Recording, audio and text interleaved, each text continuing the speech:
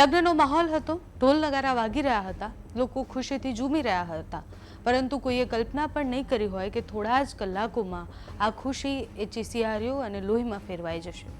માત્ર એક સામાન્ય બોલચાલ થઈ, થોડો અહંકાર વચ્ચે આવ્યો અને પછી છરીના ઘાથી એક યુવકનો જીવ લઈ લેવામાં આવ્યો। આખું ગામ અત્યારે સ્તબ્ધ છે, સમાજમાં ગુસ્સો છે, પોલીસ અત્યારે એલર્ટ પર છે। ઘટના ક્યાંની છે વિસ્તારથી વાત કરીશું। નમસ્કાર, આપની સાથે હું છું પાયલ।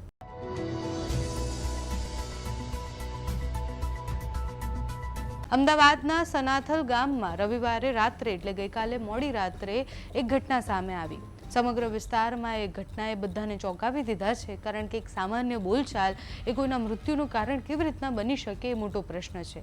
મળતી માહિતી મુજબ સનાથલ ગામમાં મોટું ફળિયામાં રહેતા દેવેન્દ્ર ઉર્ફ જીગા ભરતસિંહ ચૌહાણ ગત 10 મેના રોજ સાંતેજ ખાતે યોજાયેલા એક લગ્ન પ્રસંગમાં હાજરી આપવા ગયા હતા। લગ્ન દરમિયાન એક સામાન્ય બાબતે તેમની ચહેર બાબુભાઈ ઠાકોર નામના વ્યક્તિ સાથે બોલચાલ થઈ। વાત ત્યાં પૂરી થઈ જશે એવું બધાને લાગ્યું, પરંતુ અંદર અંદર એ ઉકળતો ગુસ્સો એ ભયાનક રૂપ ધારણ કરે છે અને પછી જ્યારે એ પરત ગામે આવતા હોય છે ત્યારે રાત્રે બંને પક્ષ ભેગા થઈ અને ઉગ્ર ઝઘડો કરે છે। આરોપ છે કે ઉશ્કેરાયેલા ચહેર ઠાકોરે છરી વડે દેવેન્દ્રસિંહને મારી નાખ્યા। આસપાસના લોકો તેમને બચાવવા દોડી આવ્યા, પરંતુ વધુ લોહી વહેવાના કારણે તેમનું મૃત્યુ થયું।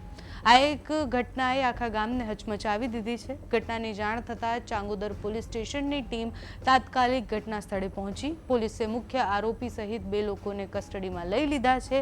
ઘટના બાદ ગામમાં કોઈ પણ સામાજિક તણાવ ન ફેલાય એના માટે પોલીસનો ચુસ્ત બંદોબસ્ત કરી દેવામાં આવ્યો છે। ખાસ કરીને ઠાકોર સમાજ અને દરબાર સમાજ વચ્ચે વાત વધુ ન વણસે એના માટે પેટ્રોલિંગ સતત થયું।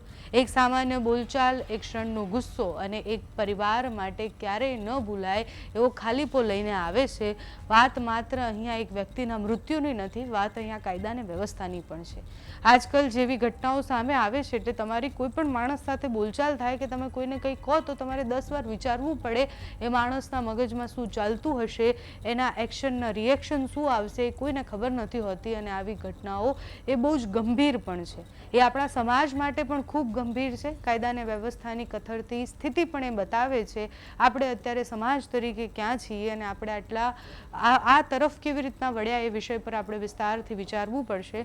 તમારું આ ઘટનાને લઈને શું માનવું છે અમને કમેન્ટ્સમાં જણાવજો। અત્યારે આ વિડીયોમાં બસ આટલું। જો તમે અમને યુટ્યુબ પર જોઈ રહ્યા હોય તો સબસ્ક્રાઈબ કરજો, ફેસબુક પર જોઈ રહ્યા હોય તો ફોલો કરજો, અમારા આ વિડીયોને લાઈક અને શેર કરજો।